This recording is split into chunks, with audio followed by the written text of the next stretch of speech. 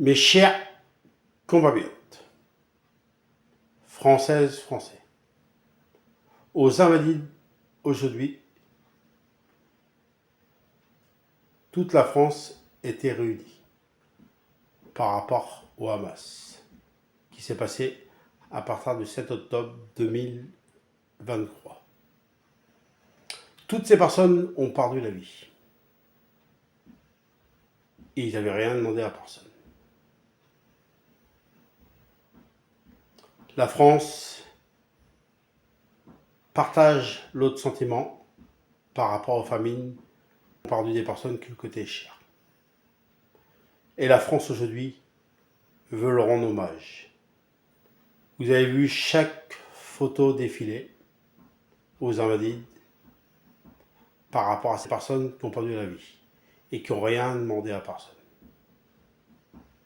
Aujourd'hui, on voulait, par rapport à cet hommage, et si on pourrait l'audier, on l'audirait. Ils ne vont pas connaître les 20 ans, ils ne vont pas connaître les 30 ans, ils ne vont pas connaître la vie comme tout le monde.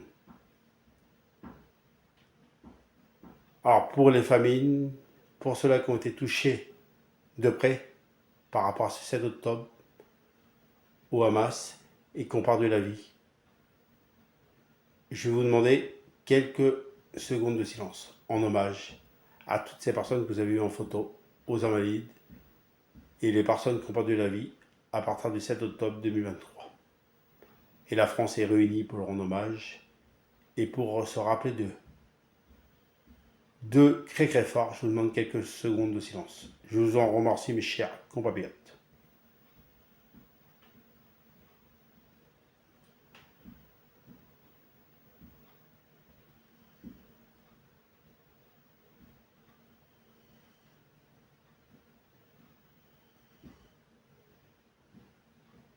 Merci à vous, mes chers compatriotes. La part de la France pour les familles qui sont tellement touchées, tellement blessées, et cette souffrance qu'il y a de tous les jours, et pour ces personnes qui ont perdu la vie, on voudrait juste dire un seul mot. Sûr qu'on ne peut pas se mettre à l'autre place parce qu'on ne l'a pas connu. Il faudrait le connaître pour se mettre à la place des familles. Mais le seul truc qu'on peut dire, c'est qu'on pense à eux très très fort et qu'on les oubliera jamais. Vive la 8, vive la France.